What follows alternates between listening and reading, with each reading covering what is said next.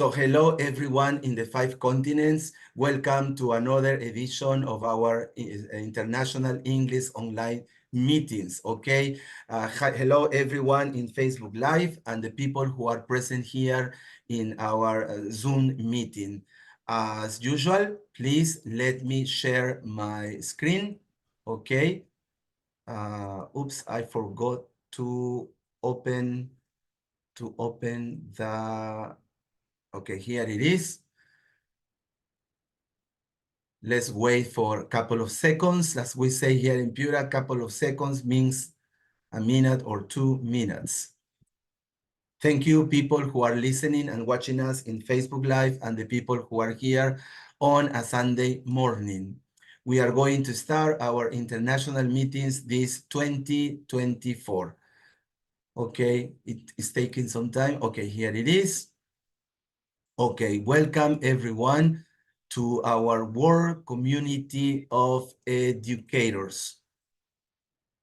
Okay, today is February the 18th, and we have today our 114th International English Online Meeting. If anyone wants to contact me, this is my WhatsApp number. If you want to watch any of the other videos, they are here in our YouTube channel. If you want to contact me in Facebook, this is my Facebook account. And who are our next speakers for the whole year? Well, Marina Alavi from Argentina. We also will have a round table about autism because we are going to celebrate on April the 2nd, the International Day of Autism. Then Angelina Yureva from Russia. Then Maya León from Peru. After that, Ofelia Mendoza from Mexico. Don Wing from the USA. Debra Suarez from the USA too. Randall Davis from the USA. Mark Dorr from the USA. Eugenia Carrión Cantón from Argentina. Then Mónica Rodriguez from Argentina too. And finally, Celeste Lemus from Guatemala. Okay, so who is our guest speaker today? This is his photo, Plamen Kushkiev. Is that well pronounced? Yes, that's correct. Kushkiev. Kushkiev, okay. Yes. So a little bit to know about Plamen. Plamen has a doctorate in education, in higher education studies from the University of Sheffield, UK, and an MA in English studies and a BA in Applied Linguistics in English and Arabic. He holds CELTA, TEFL, and TESL Ontario certificates, and he has also completed courses in instructional design, universal design for learning, and digital pedagogy. Plamen has also taught general English communication skills, critical thinking, Arabic and Bulgarian as foreign languages in Europe, the Middle East, and Canada. Finally, he's currently a professor of EAP at George Brown College and Seneca College in Toronto. So thank you, dear Plamen, for giving us part of your Sunday morning time and the expertise you are going to share with all of us. The screen is all yours, dear Plamen. Thank you very much, Jaime. It's great to be here once again. Welcome everybody from around the world. It's really great to be here, and I think we're lucky to have Jaime in our personal learning networks. I think we're so lucky that we're able to connect from people and colleagues from across, I guess, 4 or 5 continents.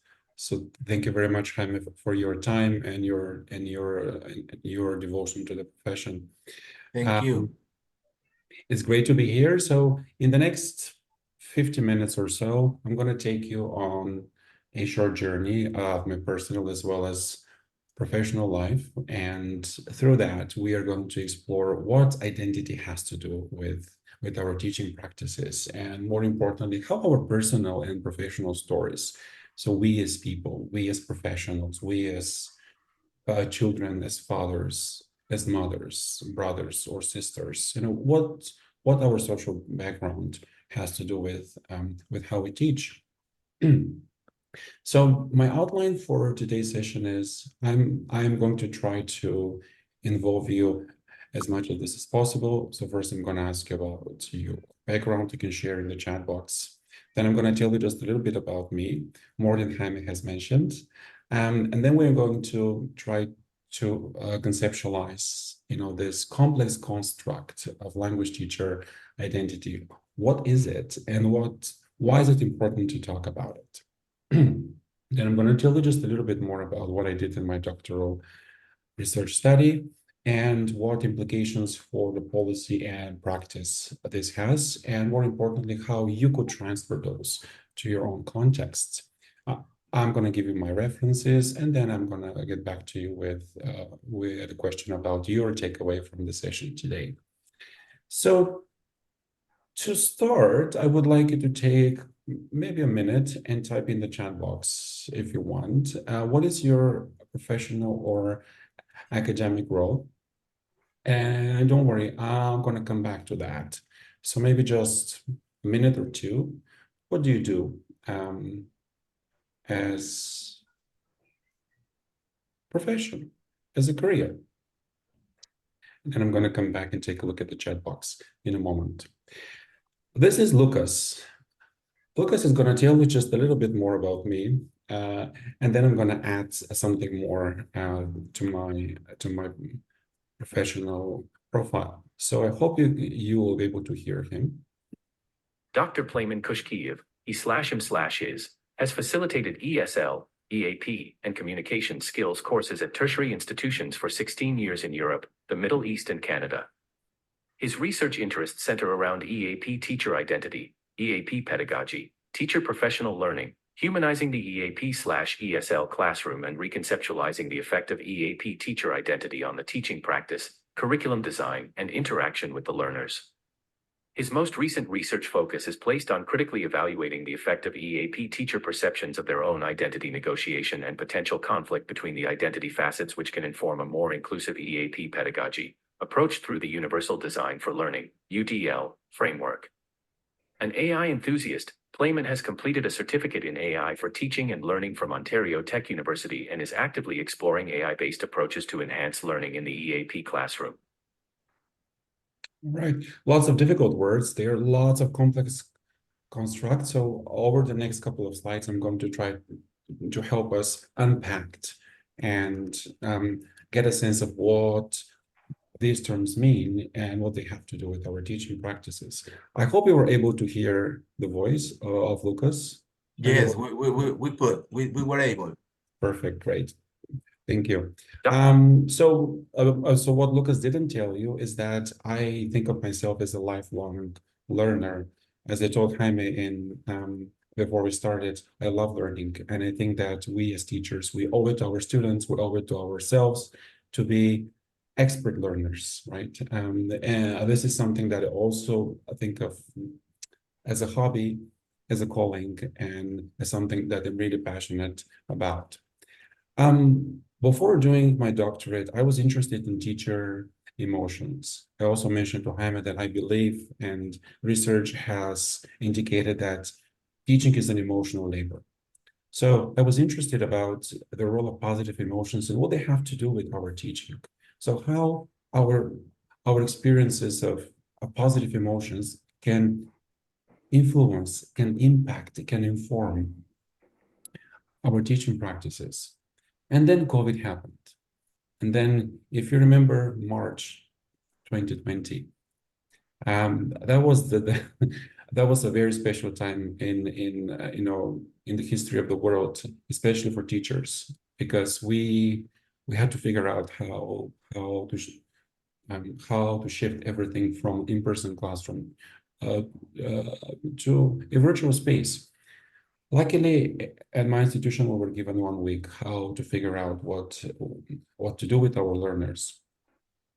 And that was the moment when I started to, to think about my own identity. That was the moment when I went back to my childhood times. I remember how I was taught as a student. I remembered, my first years of teaching. And then I started thinking and reflecting, what does this have to do with the way that I'm approaching my virtual lessons now. And that's how I became interested in this topic of language teacher identity. So I would like to go back now to that question that I asked you a couple of minutes ago. If anybody would like to open their mic, maybe, or we can read from the chat box. Jaime, what do you prefer? Yeah, if anybody wants to speak or say something, and if you allow me, for example, I'm the language center where I work at my university. I'm in charge of the teacher training unit coordination. So that's why I call myself Jaime Kajima, teacher trainer. That's the only reason. Go on, Damaris. Okay, thank you. Hi, everyone. Are you getting me? Yes, Yeah. yes. Hey. All right. Okay, hi, everyone. As a teacher, what's my professional role? First, guiding the students, trying to help the students. I consider myself a facilitator, a mentor, even at times, a parent, all that. Absolutely, yes. So being a teacher encompasses a lot more than just delivering knowledge. As a matter of fact, I think we no longer speak about delivery, but as you said, we talk about facilitating learning, helping learners. Yes. Thank you for sharing. Welcome. Yeah, go on, Youssef. Hello, Hello. how are you? Hi there. Where are you from, Youssef? I'm from Morocco. Morocco. Oh, welcome, dear Youssef. Thank you. Answering the question, what is your professional or academic role? I am a teacher. I started teaching recently. I teach starter, and I learned a lot of things during my these 3 years. So I realized that teaching is a step down and step up. So I am now new and have more. I think I am matured to hold the class. Yeah. Thank you, dear Youssef. Thank you. Anybody else or no? Okay, let me say Yeah. good morning to our president. Hello, dear Raj. Nice to see you back with us. Yes, good morning, everybody. Good afternoon, good evening. Pleasure to be with you all. Morning, Raj. And good midnight, maybe, dear Raj. What's that? A good midnight, maybe. Oh, 6:30. Okay, but back to you, dear Plamen. It's very interesting that people who have shared, they all said that they are teachers, but they're different types of teachers. So I was thinking about, the concept of this word teacher. So what does it mean to be a teacher? Because nobody said that they are instructors. Nobody said that they're professors. Nobody said that they're lecturers. Maybe this is what shows on your contract, but it's very interesting that you think of yourself as a teacher, right? Even though we teach in different contexts, even though we teach different level groups, or maybe the background of our learners is quite different, but it's very interesting that all of us, or maybe most of us, identify as teachers. If anybody else would like to share, either in the chat box or in voice. Marco? Yeah, anyone else, please? Marco Antonio from Ecuador, go on. Hello. Well, actually, I'm not teaching this year, but I used to work in the different high schools for here in Guayaquil, and I'm a business teacher. So in my case, it's different because I work with teenagers that they're about to graduate from high school, and I share, well, many experiences because we already, with my wife, we have already a business here, planning events, giving probably to sharing different ideas to the students. How can they create, have how to innovate different type of business. So I would like to know more about your experience, Mr. Great. Thank you. Thank Thank you so you. much, Marco Antonio. Back to you, Plamen. Business teacher is a teacher too. So one way or the other, we're all teachers. And as I said before, I also think that teachers are or should be expert learners. So one way or the other, we're also learners. Okay, if anybody else would like to share, please do that in the chat box, and I'm going to come back to it in a moment. Now, I would like you to, take a moment, pause, and think about what is your understanding of language teacher identity. So I think that all of us are involved in teaching second, third, additional language. Now, how do you define your identity, or what is the definition of language teacher identity? That's a very interesting question. It's a complex First of all, question. how would you define identity? I will show you in a couple of slides. But All right. yeah, but I don't want to influence you in any particular way because I'm very curious to see, especially if you haven't read the literature, I'm very curious to see how our colleagues from around the world can conceptualize or can define All their right. identity. All right. Anyone who wants to answer this question, I have my answer, but I would like, thank you, Damaris. How would you define your own teacher or professional identity? Okay, excuse me, Plamen, would you like us to share how we understand identity or to Yes. talk about our professional identity? Okay, professional identity, teacher's identity for me is like anyway the beliefs, the principles you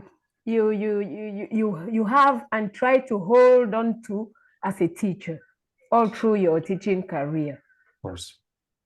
Thank you. Also, Benedict wants to say something. Hello, go on, Benedict. Good morning, Earth. Okay. Okay, we can hear you. Okay, you can hear me. So, Yeah. Identifying someone's professionalism or Absolutely, yes. Thank you for sharing. Yes. my strength. Maybe the voice is not very clear. Maybe Yeah. we can share in the chat box if you don't mind. Yes. Hello, Lucy. Hi, Yeah. I'm not sure if you can hear me because I'm Yes, we through the You can phone. hear. Where are you from, dear Lucy? Yeah, I'm from Lucy? I'm from Bulgaria, but I live in United Arab Emirates. All right. Welcome, dear Lucy. Thank you, thank you. For me, the identity probably goes through few different ways. With the way our students can see us, the way our colleagues can see us, and maybe the way we can see ourselves. This is my definition. Thank you so much, dear Lucy. Thank you. Hello, dear Roxy in Peru, in Lima. Hi. Hello, everybody. Well, I'm not much sure about the question, but I think my identity about as a language teacher should be my DNA, how the identification I have myself about my background, my experience, and all what I have learned while I was teaching.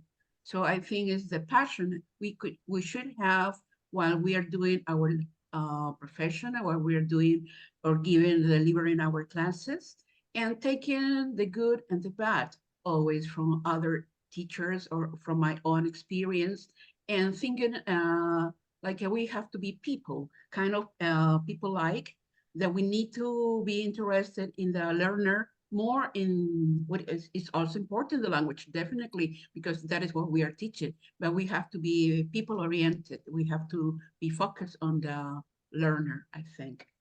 Thank you. Thank you. Much, yeah. Plamen, sorry, here we have two comments in the chat.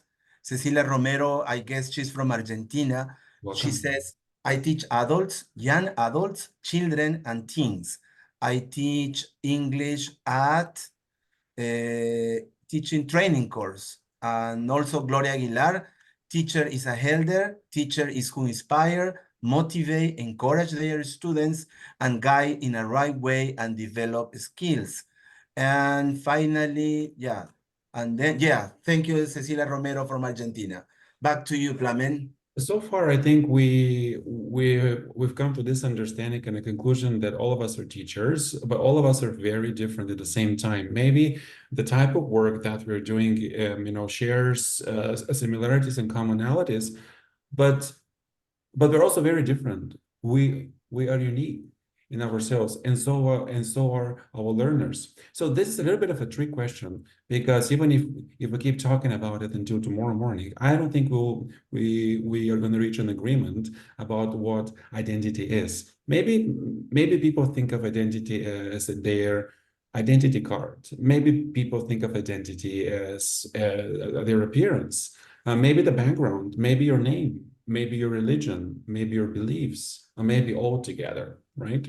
So when I started engaging in this topic, I was very surprised that researchers have not reached an agreement about what identity is. And I said, well, that actually makes sense, because identity is a very complex construct. But I was also interested to see why this topic is important. I mean, how we see ourselves have something to do with, has something to do with the way that we teach. I think Raj would like to say something. Raj. I was interested in bringing up the concept of teachers as social educators.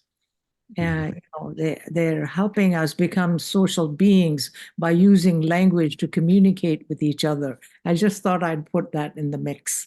Absolutely, yeah. So it's also it's funny that you mentioned this, Raj, because I would like you to think about this question. You don't have to answer me, but are you the same person in the classroom? Are you the same person every day in your classroom? And are you the same person outside of the classroom? And why? Does this mean that we have multiple identities? Does this mean that we assume another identity? Does this mean that we put on a mask for our teaching practices? Right? So very, very interesting, I think, and it's quite a complex construct. There are a couple of comments. It's an evolving role Yes. based on what is needed and how to respond to what's happening in the classroom. And probably that's why we need to talk about it. And maybe that's why this need for teachers to constantly reflect on and try to redefine. So who am I? Who am I becoming? What does this have to do with my teaching? Does this make me a better and more effective teacher? Luz Maria says it refers to how you deliver your classes. Definitely. So it's your pedagogy, it's your approach, your teaching philosophy as well. Rache Pinta from Ecuador, let me help you. Our personal zeal that makes us different from others in terms of teaching practices, methodology, and pedagogy. I like this personal seal. It's like a personal mark. Yeah. Interesting. Thank you. We have Markeson Elva from Haiti, Haiti, I guess. Hello, Markeson. Hello. It's a pleasure to be with you. Thank you for Thank you, organizing dear this. Markeson. You're from Haiti?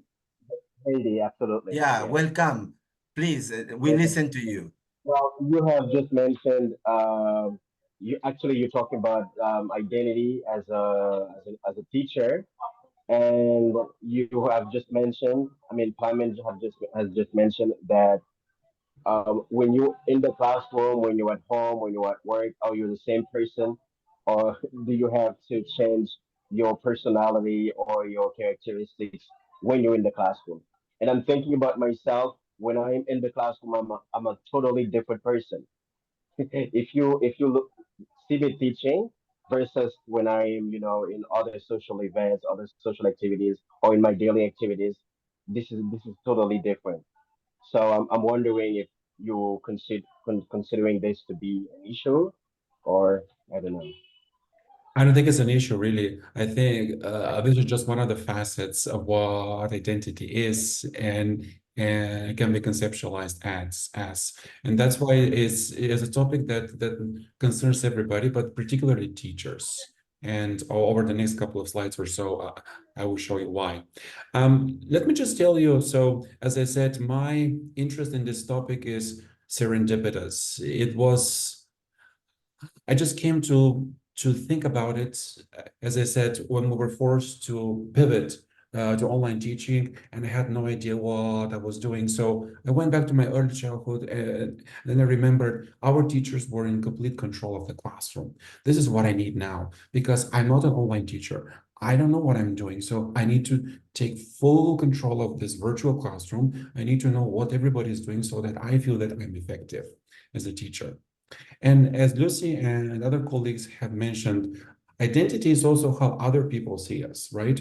What we think, the image that we project on our people is, and if this image intersects socially with the image that other social agents, such as your students or your manager or the administrators, think of you. So in the literature, I found a theory that worked in my research context. And on the next slide, I'm going to show you a very long definition of identity. And this is by one of the gurus of language teacher identity. His name is Gary Berkosen. Before that, I just want to give you a little bit of background. I was surprised that in the Canadian context, there has been a lack of research into the perceptions of language teachers' identity, particularly English for academic purposes teacher identity. And it is natural that researchers focus on what students have to think about our teaching practices. I think it's quite normal to go and ask students what their perceptions are of the classroom and of their teacher. But I was also surprised that teachers were not a main focus of research, because teachers matter. What we have to say, how we see ourselves, is important. So I said, how come nobody has ever thought of doing that? I said, okay, maybe now is my chance to do some research and see what I have to add to the body of published works. Why does identity matter in language teaching? That is the question. And I'm going to try to give an answer with your help in the next 25 minutes or so, because the answer is not a straightforward answer, right? So as promised, I wanted you to just think a little bit about identity and how you understand that, particularly if you have never thought about it from a research perspective, particularly if you have never explored it formally and systematically. The other thing that I have to tell you is that reflecting on our identity is not easy, because through that you implicate other people.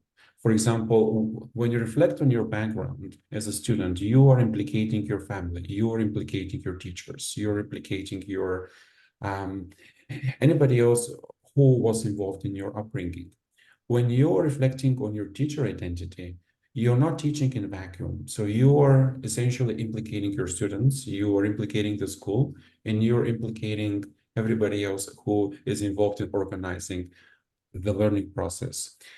At the same time, when you reflect on your identity, you expose yourself, you reveal a lot of your fears, vulnerabilities, emotions. So it's not an easy thing to do. It's not an easy thing to do, especially if even admitting something to our own selves is probably one of the hardest things. So externalizing, verbalizing your thoughts either in a journal or recording yourself is a very, very, very difficult thing to do. Yes. But that has so much information about who we really are, I believe. There is a question here, Plamen, from Mackinson. Why, you have answered in somehow, but he says, why does our identity matter in language teaching? Because research has shown that identity can be conceptualized as pedagogy. In other words, everything that makes you, everything that you bring to your classroom has a lot to do about how you decide on your pedagogical realizations. It has a lot to do with how you structure your assessment. It has a lot to do with how you interact with your learners. Right. So maybe think for a moment, the way that you were taught as a child, the way that you were taught as a novice teacher, what does this have to, what are you bringing from that time into your current practice? What does your religion, your belief, your principles, which part of that do you bring into your teaching? Right? Yeah. That is why. That's very deep. That's very deep. Very, very deep, of course, yes. Yeah. And as I said, I think we owe it to ourselves. I think we owe it to our learners to be the best version of ourselves. And I think that only comes once we start to feel a little bit more comfortable unpacking all of those layers of beliefs, principles, experiences, fears, emotions, and everything else that makes us who we are. Thank you as well. Fernanda, hi. Hi everyone, it's so really nice to be here and seeing every familiar faces. Hi Raj, everyone, yes, I'm really glad to be here. So just a comment, like I think that as you were just describing about identity, I was organizing some things and then I realized that identity is not only what like I'm bringing, but also what I'm making right now at this moment, right? So we are constantly being shaped and reshaped by what we do. So that's another part of identity, right? Thank you so much, dear Fernanda. Are you still in India, Fernanda? Yes. Good for you. Good for you. Hi to India. Okay, back to you, Plamen. Thank you very much. Jaime, I think we're very lucky today. I don't know if it is our first meeting and everybody's still fresh. Yes. But I think we have quite an active audience today, which is great. So hopefully thanks to you. Thanks to you, dear Plamen. No. I think it's thanks to you, Jaime. Thank you. Yes, identity is being and doing. Identity is renegotiating your sense of self. Identity is reconstructing your perceptions of who you are. And that's why I think it's quite normal that we feel that we're a little bit different. Maybe when you teach the same group of learners every day, you don't feel exactly the same person every day, do you? And that is why identity is something that we need to talk about, and that's why we can understand it as pedagogy. Yusuf, if you want my opinion, I think that we have more than two.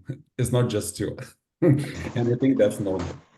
And that's the beautiful thing about being a teacher, isn't it? Yes.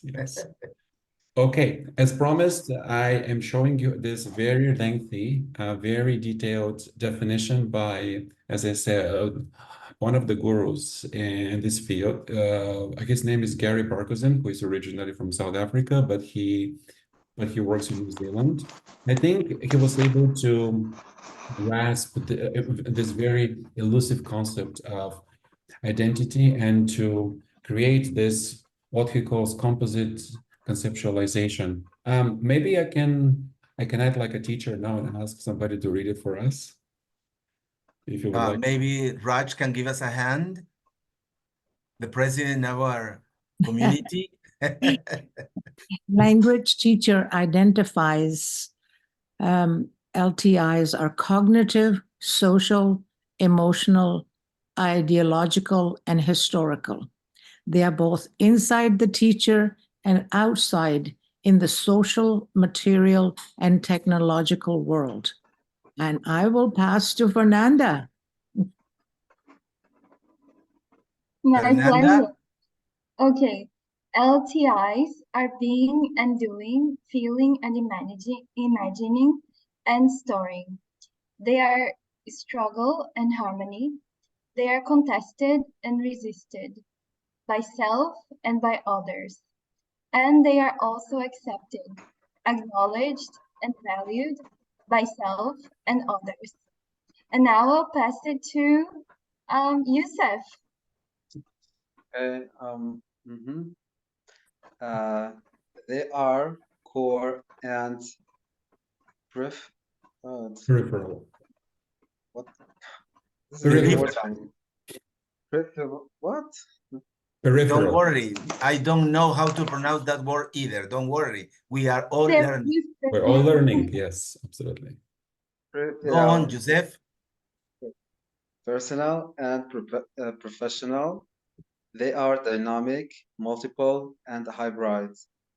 And they are foregrounded and backgrounded. And LTIS change short-term and over time, discursively in social interaction with teacher, educator. Okay, someone else read.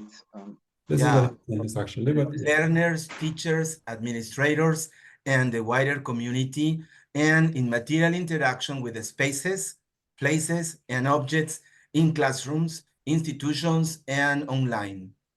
thank you very much, everybody. So I am sorry that I'm making your brains work that actively. No, that's good, that we feel vulnerable, that we feel students.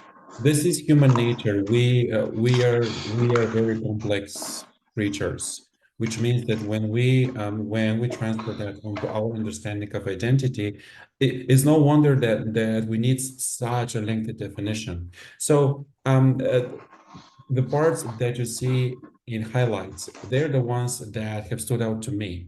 These are the concepts that I used in my own study. So I said, okay, identity is something that is inside me, but it's also socially constructed. It's like how the image that I cast onto my learners, and also the image that my learners ascribe to me. So sometimes how you see yourself is not how your learners see you, right? Right. It's very interesting to see if you're the same teacher in the in-person classroom, and are you a little bit different in the virtual classroom? Because that is true to me, and in a moment I will tell you why. So in the virtual classroom, I became the manager of the virtual classroom. So in the physical one, I thought of myself as facilitating language learning, but with the virtual classroom, there's something about it that makes me the master, the manager. So I'm in complete control of everything. So I said, why is that? Still me. It's still my teaching philosophy. So that's something very interesting, dear Plamen. I had never thought about that. Mm-hmm. We are managers, we are directors, we are the boss in the virtual class, right? But we don't think of ourselves as managers, right? Sorry, not boss, manager. Managers, yes. We think of ourselves as educators. We think of ourselves as facilitators. But maybe what we're actually doing is managing the classroom. So we are actually deciding, okay, so I'm going to give you 10 minutes, go in breakout rooms, do this one, and I will bring you back. So you are kind of making all of the decisions for your learners, not with your learners, but for them. That makes you the manager. Let me read before we go to the break rooms. Laura, I don't remember her last name. She used to work with us in Peru, but now she's abroad. She says, indeed, if your identity as teacher passes the borders of your classroom, and when you realize your impact outside class, then you become more identified with what you do. You become a master.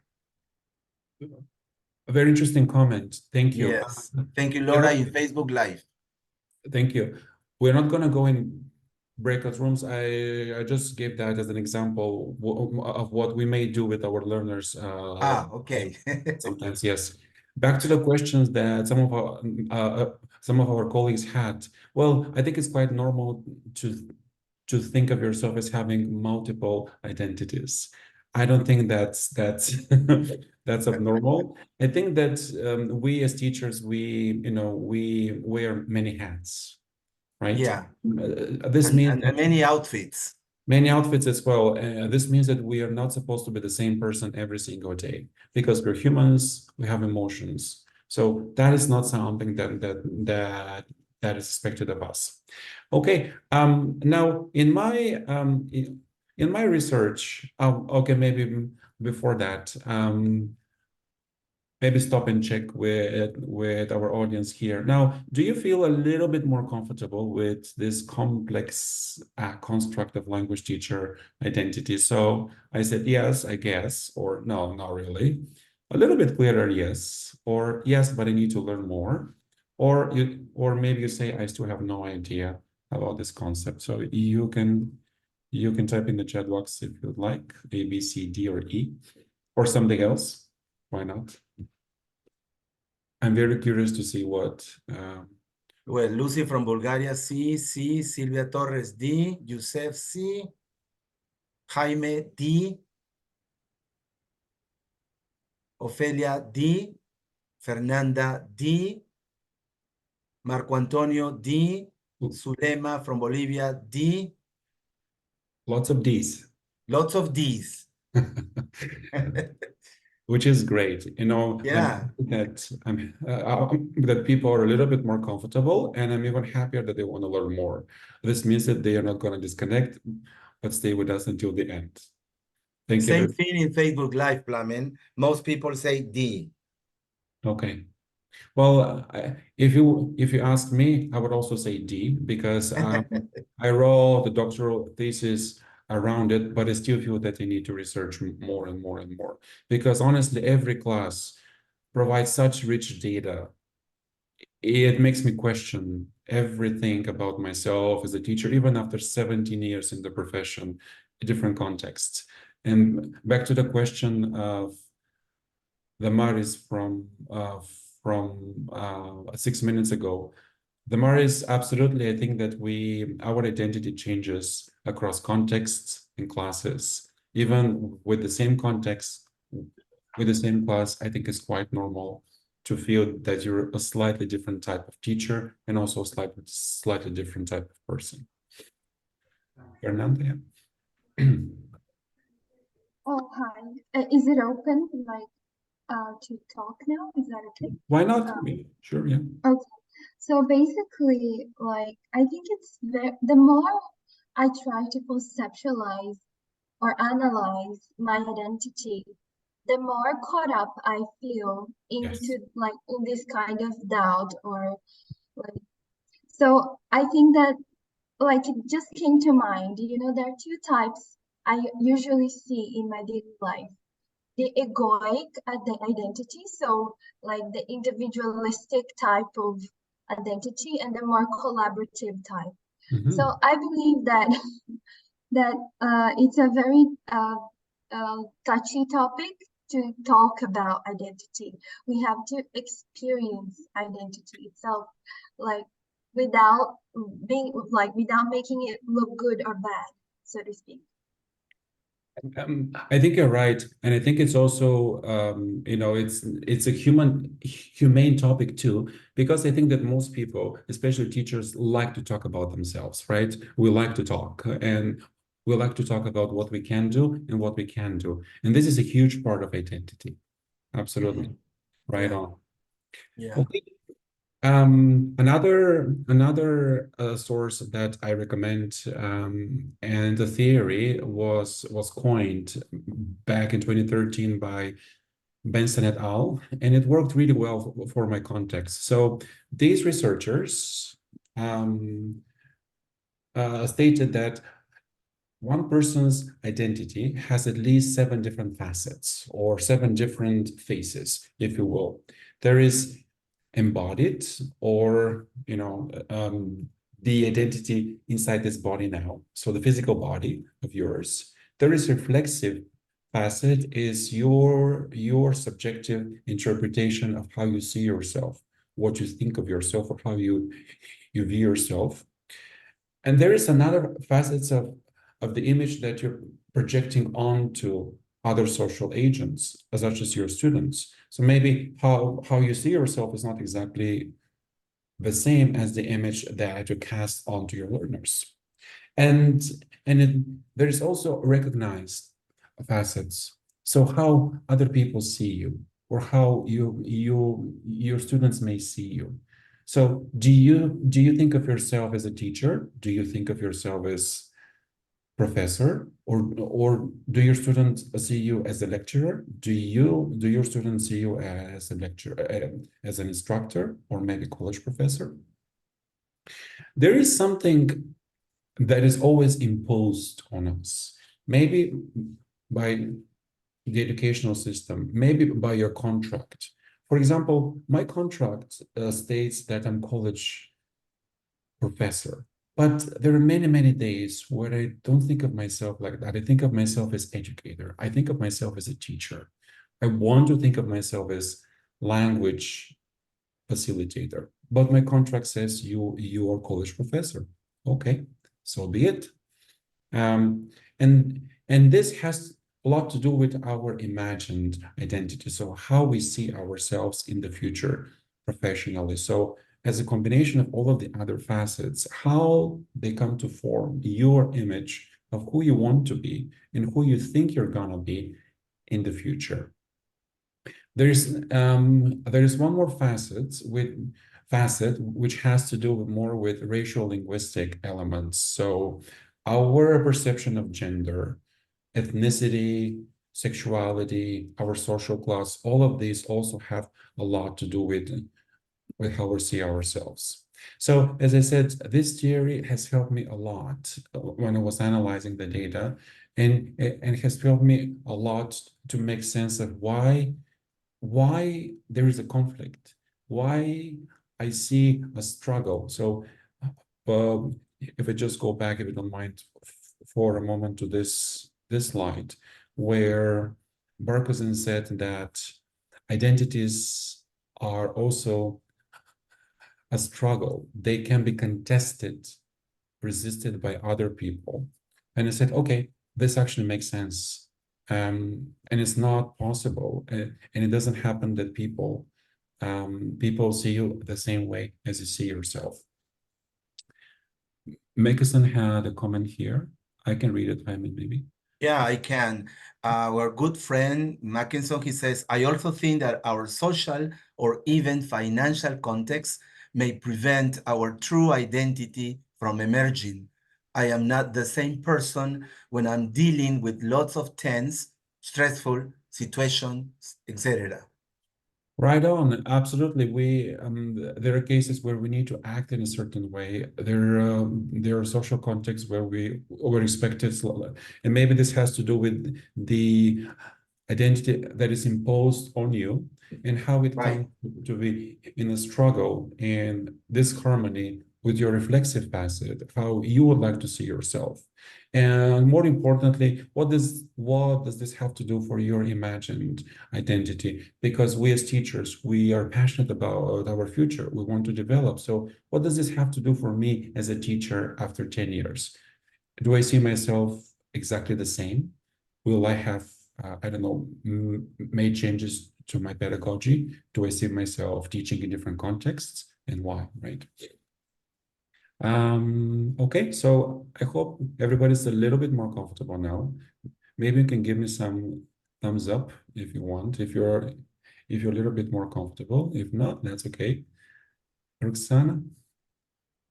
Yes, I think you make us put it into a position to think that what we're doing is a lot more complex than we really thought, right? In the sense that there are so many factors, there are so many details that are influencing our teaching that, wow, we are like a very special situation, right?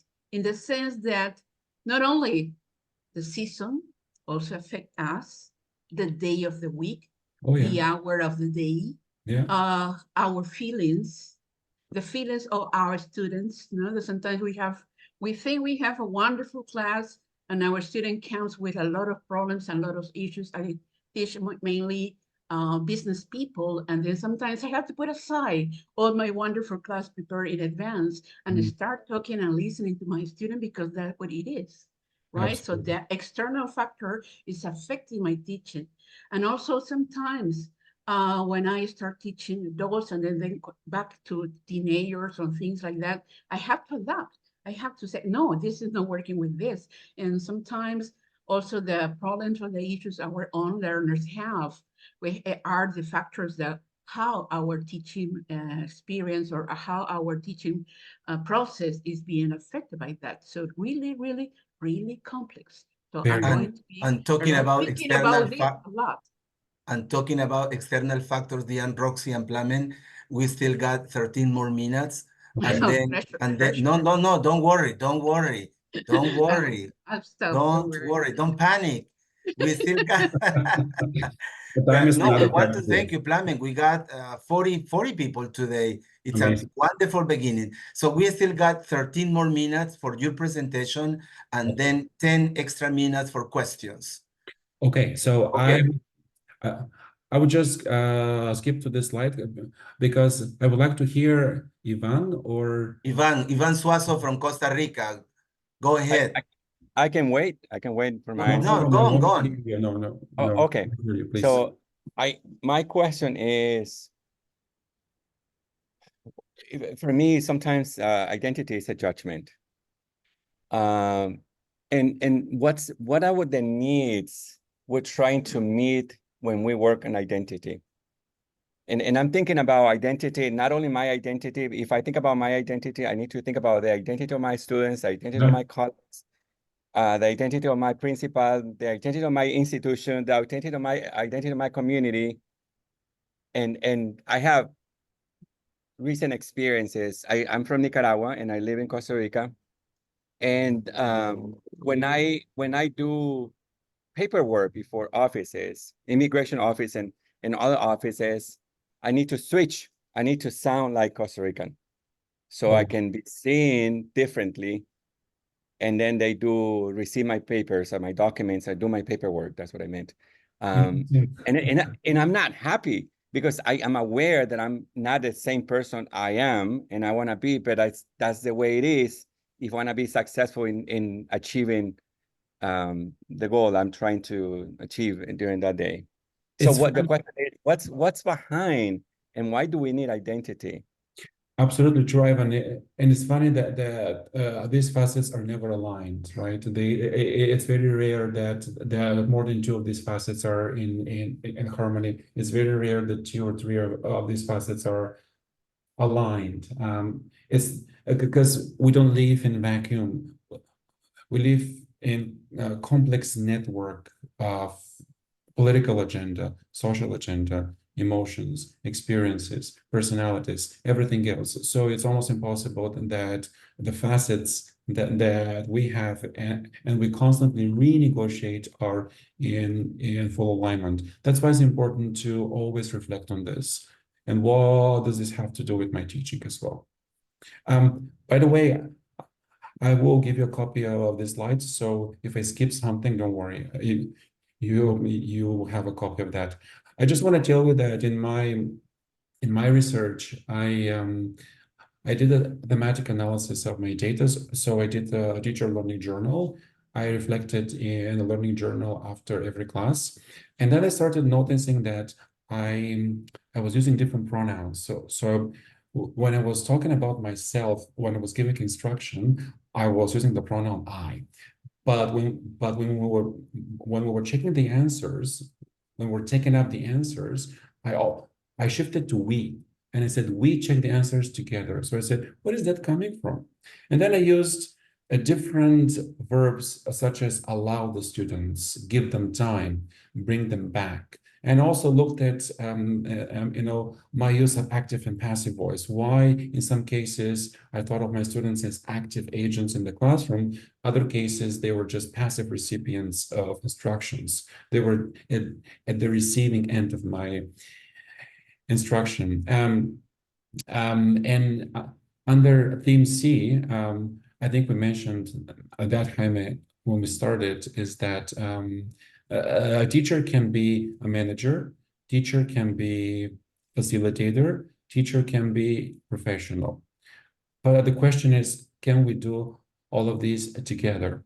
As Ivan just mentioned, to what extent does your employment contract, for example, if you're a full-time or contract faculty, to what extent does this have to do with your motivation to stop and reflect on your practice? What does this have to do with your willingness to engage in professional development opportunities?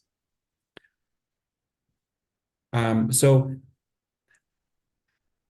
as a result, I have identified a conflict, a struggle between how I saw myself and the image that I projected onto my learners. As I said, I saw myself as facilitator, but what I was actually doing was managing the classroom, and I didn't like that. I didn't think of myself as a manager, and I wanted to see where did this come from. And so when we were shifted to online teaching, all of a sudden, I neglected 17 years of experience, and I spent 17 years learning how to engage my learners, 17 years thinking how to make my teaching a bit more communicative. And then all of a sudden, I shifted back to the way that I was instructed as a student back in Bulgaria. So I said, where is this coming from? This blast from the past, from 25 years ago. And I went back and I started thinking, as I said, about my teachers, about the system back in Bulgaria, about how I think our teachers saw us, how I think that our teachers had to deliver this curriculum. I didn't think that they see us as individuals, maybe, or maybe they couldn't, because that was a system back in the day, right? Also, the method of teaching was heavily based on grammar translation. So they were explaining the grammar in Bulgarian, so we were translating into different languages. It's completely different from what I'm doing now as a teacher myself. So this shift from how you're educated as a learner to what you're doing right now with your students is very, very interesting. I just want to move on, if you don't mind. I'm sorry that I'm skipping through the slides. As I said, I'll give you a copy, but I want you to just think once again, if you have ever reflected systematically, maybe as part of research study, maybe you were keeping a learning journal, maybe somebody asked you, maybe you recorded yourself, maybe you had an observation. So have you ever reflected on your teacher identity and your impact on your teaching practice? So here you can tell us maybe yes, no, or somehow, or not sure. I think it will be interesting to see a variety of responses, or maybe the same responses. I don't know. Let's see. You could be a great manager in a classroom, in a school, in an institute, any place near Plamen, because you are making us reflect about what we have been doing. But we have, to be honest, I guess we have never, well, personally, I've never done systematically or critically, just somehow. I don't know about the other people. And that's okay. So it's absolutely fine, because before I did my doctorate level research, I hadn't done it yet. Okay. Either. So it's absolutely fine. Yes. So people are saying somehow, maybe a couple more. Anybody else, please? We hope before he goes on. Yes. Okay. It's very interesting that everybody talks about reflection, and everybody talks about that in teacher training courses, and everybody talks about how important reflection is. But were you ever taught how to reflect? Did somebody ever teach you how to reflect? Yeah. Because I was never taught, I was never explicitly taught how to reflect systematically and honestly. Yeah, that's true. That's true, Plamen. So it's not something that maybe we know how to do, but as teachers, we need to bring it to the conscious level and do it explicitly, and also to understand why we're doing it. Okay, the other question that I would like you to think about now is, to what extent do you believe that your language teacher identity can inform your pedagogical decisions and your interactions with the learners? So do you think that your reflection on identity has something to do with your teaching pedagogy? So you can say to a large extent or somewhat important, no impact or not sure. Thank you for everybody who shared in the chat box. Excuse me. Good morning, everyone. This is Hello. Victor speaking from. Hello, Can I dear talk? Victor. Hello, how are you? I'm just entered the room. I received the invitation on the WhatsApp group.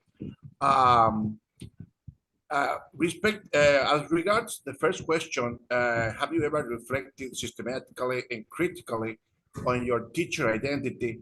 I was thinking about this question, and as a matter of fact, I do reflect when I remember the first time I entered one of the classroom when I started working at the high school. It came to my mind that I had to be sure about the contents that I was to teach to those children. And it came to my mind a lot of responsibility in the form of a burden, because you are a teacher, you are a guide, you are a person who are exposed to children who are eager to learn. So you better be sure that you're standing in front of them and knowing exactly what you have to do, because you're a professional, and you better know why you are there, and what are you supposed to do and say at all during the whole class. If that is what you're talking about, please let me know, or maybe I'm wrong. Absolutely. I try to yes. Absolutely. And maybe I can just have an extension to your question. What about context when your own identity is in conflict, which means how you see yourself is not how your learners see you and how your school sees you? Then what happens with your teaching performance? What happens with your pedagogical realizations? Because let's face it, oftentimes our own identities are in conflict, because we too are humans, and teaching is a human activity. It's an emotional labor. So we also bring our emotions, we also bring everything that makes us into the classroom.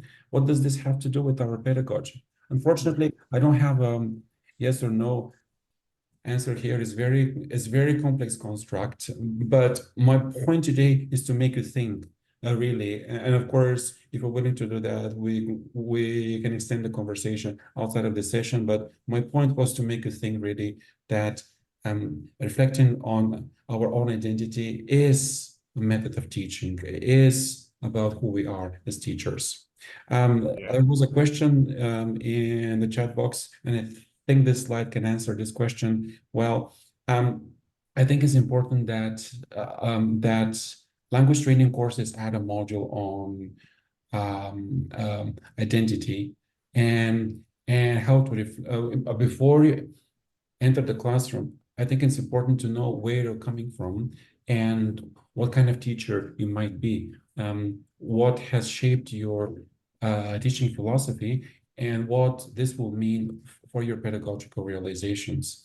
I don't know in your context, but in the Canadian context, there isn't a specialized EAP training course, apart from 2 centers in Ontario that recently developed such courses. But EAP teachers are usually ESL teachers who just transition into EAP teaching, but EAP teaching has different purposes. So that is another question about, what does this mean for my current practice as EAP teacher?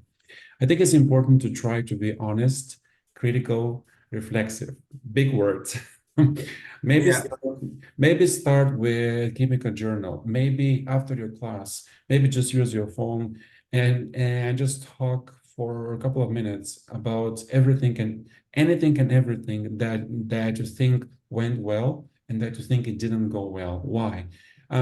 Maybe don't listen to it right away. Just sleep on it a couple of days and come back to it. And I can guarantee you that you will start to unpack so many interesting ideas. Or if you're more into writing journals, things like that, amazing. Try doing that and see how much you are going to learn about yourself as a teacher. I will just skip this slide if you don't mind. I'm sorry about that, because once again, I just wanted to leave the session with this, very important quote. I was gonna ask you to share something here, but there is Thomas Farrell, who is an active researcher who is based at Brock University in St. Catharines, Ontario. So he has come up with this quote that who I am is how I teach. And I completely agree with that. I absolutely think that who we are or who we are becoming, I would say that because we're not the same every day, but who we are becoming every day is how we teach. Jaime, do we have a couple more minutes or? Exactly 7 more minutes, including questions and brief, short comments, please. Okay, so maybe I can just open the mic and of course the chat box. How do you understand this in your context? What does this have to do with you? How can you transfer that onto your teaching practice? Who I am is how I teach. Please, brief comments. Hello, brief comments because we are running out of time. Please. Okay. Go on, Damaris. Okay, thank you. Who I am is how I teach. I completely agree because the best a teacher can offer is himself, because you are not a human being in the class and a totally different unhuman being in another class. So you give what who you are, in fact. Of course. Thank you. Back to you, Fernanda, briefly, please.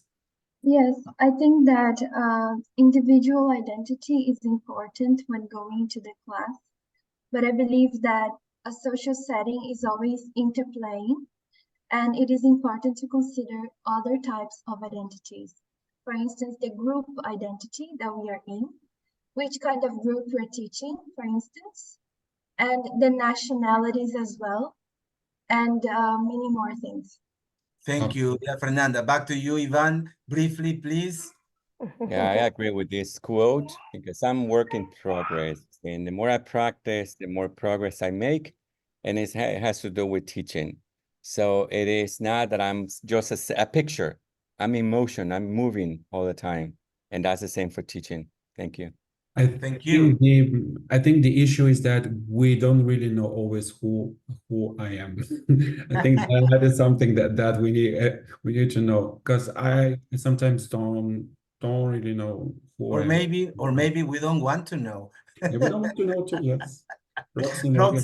Roxy, please. Yes, I think, Plamen, you're giving us a big task. So who I am, I have to work a lot on that, because that is going to be the reflection of my teaching. That I have to work on my beliefs, on my thoughts, on my experience, and be very important, the core of myself. Yes. Thank you, dear Roxy. And finally, the president of our community, Raj Gill in Canada. Well, I think you just mentioned emotional labor. I think who I am and who I'm expected to be, if there's a push and pull between that, I think Yvonne was mentioning that about how we take on identities. That can become very complicated. It is, yes, it is, and it's meant to be complicated because we are complicated creatures. So are our students, and so is teaching, and that's why teaching is a very, very, very special. I don't want to call it a job. It's a very special social activity. Yeah. Could you give us your email, please, Plamen? Show it again. So if anybody wants to contact you. Yeah. Okay. Thank you so much. So I have just shared a copy of the presentation. I have also shared my digital portfolio if you want to get in touch, and I'm also sharing my LinkedIn. I'm more than happy to get in touch with everybody. And also a ticket to visit you in Canada. You are more than welcome. Just wait a couple of months because it's -6 outside, and I don't think you will like it today.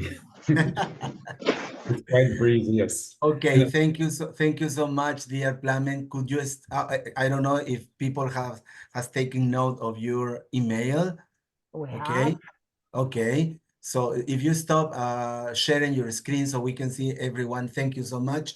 Well, on behalf of everyone and the people who were listening to us and watching us in Facebook Live, thank you so much, dear Plamen, because it's been and it is a very interesting, moving topic that maybe we had never thought about, but it's time. So let me give people here. We are 37 people today in the audience, people who wants to express his or her comment, like Ophelia in Mexico, like Medalid, maybe people who haven't talked yet. Please do it briefly if you want to make a comment or say something to Plamen. Go on, Ophelia in Mexico. Hi, Jaime, morning. Thank you so much, Plamen. We have learned a lot today. You have made teachers reflect about our own teaching. I think we are having a lot of homework during this week and the rest of our life. Yes, Thank go you to so much. We are go to learning the a lot. mirror, look at yourself and ask, who am I? Yes. Thank you so much. And the question they ask in Costa Rica, why do you do what you do? Why do you do what you do? Medalit, hello, Medalit.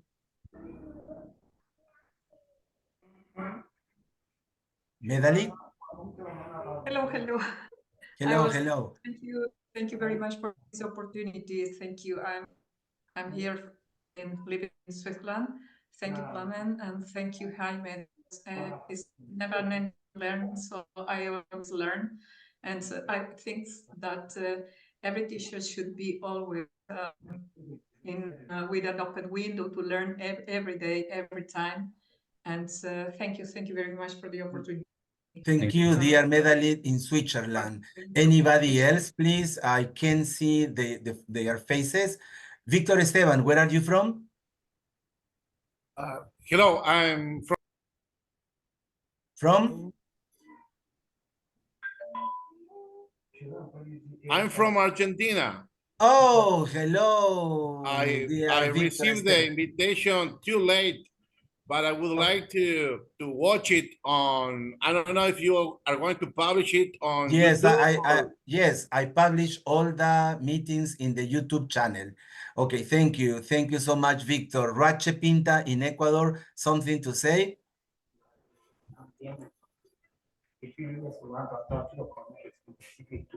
Yeah, sure. Good morning, everyone. It was a great pleasure to meet you, everybody here. It has been a wonderful presentation, and definitely the topic has been pretty interesting and very useful for our personal development. You know that we always have these workshops, thanks to our friend, because he's always promoting these workshops that are really useful for all of us in our professional growth. Thank you so much. Thank you, care. dear. Blessing day. Thank you. Same to you. Anybody else, please, who wants to express his or her opinion? We got two more minutes before Jaimito. Hello, Me, Miss Jaimito. Mendoza. Hello. Thank you. A long time nobody calls me Jaimito. Yeah. Okay, Jaime. Well, I would like to express everything was so completely good for me, and I have learned a lot in this session. And I will be here in all your session, of course, Jaimito. I will check it your Facebook for more, because I would like to learn more. Thank you so much. It was a pleasure to meet you, of course, Plamen too, and I have a lot of good ideas now that I will develop. Thank you so much. Thank you. Where do you live, Veronica Mendoza? Where do you live? No. Oh, I am Marilyn Mendoza. Marilyn, sorry. Yeah. I live in Cajamarca. Ah, yes, the beautiful Cajamarca. Yeah, you have been dancing and drinking a lot during the carnivals. Yeah, of course. I enjoyed a lot the celebration here. Thank you. Thank you, dear Miss Mendoza. Anybody else before listening to our guest speaker today? Yeah? No? Gloria Aguilar? No, Gloria Aguilar. Well, time for you, dear Plamen, to say your final words today. Thank you so much, dear Plamen. It's been a real pleasure to listen to you, to learn from you, to reflect with you, and follow you. Thank you very much, Jaime. As I said before, we're so lucky to have you in our personal learning networks. I think we're also lucky to have such wonderful people and devoted educators who came on a Sunday morning to listen to me and think about their own practice. I think that speaks volume about how committed they are. Please get in touch, and I'm definitely looking forward to our future sessions, and I wish everybody a prosperous and joyful year and more peace for all the countries in the world, and hope to get in touch. And have a good Sunday. Yes, and God willing, we will be visiting you in Canada, Toronto. You're more than welcome. Yeah.